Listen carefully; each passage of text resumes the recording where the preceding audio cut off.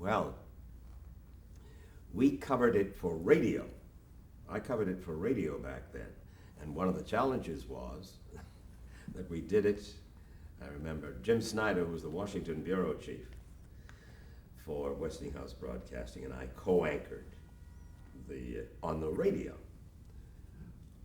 This was the 1960s. This was both the Kennedy and the Richard Nixon campaigns or conventions. And we did it out of what amounted to a broom closet. And what we did was recreate from watching the television and listening on earphones to the television. We recreated what was going on upstairs for Westinghouse Radio.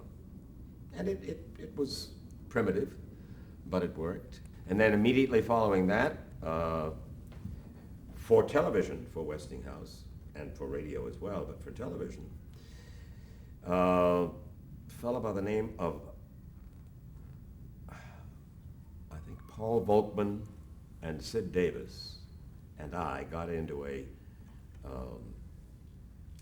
station wagon and did a series of 5-minute broadcasts over a period of about 8 weeks, 5 times a week. We started it from Chicago and went all around the country. It was called Close Up USA, to find out what was on America's mind in the summer of, between the conventions and the election of 1960.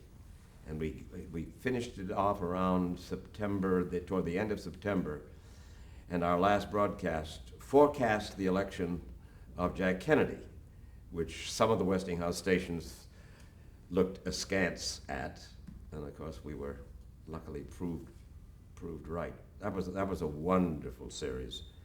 I mean, wonderful, maybe not on the air, but it was a great opportunity to learn a little bit about America that we hadn't known. We just drove. We'd drive 200-300 miles a day and say, let's do that story. And then we would put it on both film and audio tape, and then send it back to either Westinghouse at KDKA in Pittsburgh or WBZ in Boston, and they would put it off on the Westinghouse stations.